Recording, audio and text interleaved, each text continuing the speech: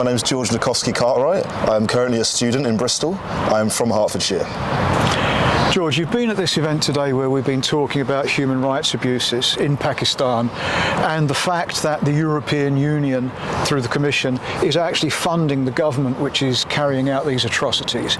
We saw Karma Khan, the son of Imran Khan, who is in prison, rotting, has been denied access to his family for more than 2 years. We heard from others whose families have been affected by these human rights abuses, and we learned that the European Commission is funding this with our taxes through GSP+.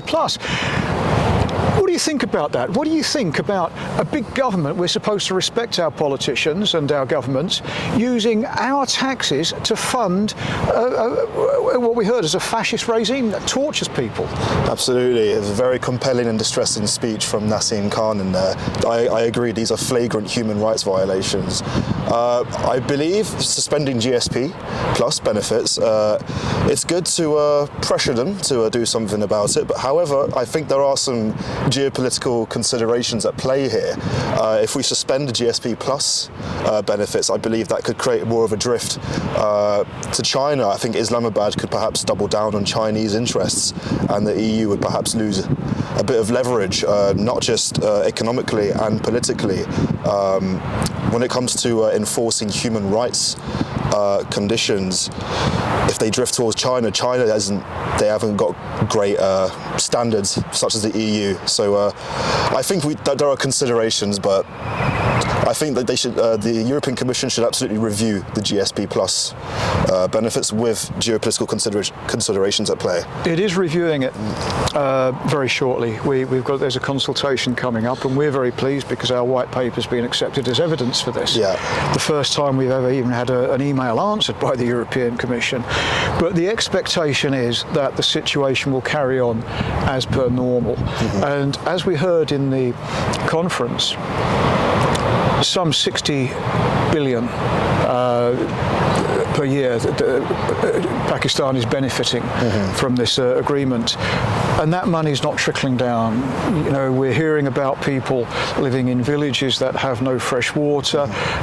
We're hearing about young children working basically as slaves in brick kilns. This is like some sort of medieval nightmare, and the European Commission is funding it with our money. I do notice the European Union and Commission, they are very dismissive of important human rights issues such as Pakistan. Might that be because they're an unelected body? Because most polities will have an elected executive. The EU is not unique. So the Commission is the executive and it's unelected. Mm-hmm. There are other policies that have unelected executives. For example, North Korea, China, Vietnam, Russia. These are the countries, and the EU, these are the countries that have unelected executives. That doesn't paint a good picture, does it? No, at the end of the day, it makes it quite comparative to the aforementioned countries. Yeah. So, did you enjoy the event? Absolutely, so many insights in there today. I myself really enjoyed Naseem Khan's speech. I can't imagine how he's an excellent speaker. I can't imagine how distressing this is all for him. This is no child should ever have to go through this. No child should ever have to be a political prisoner, be a political enemy.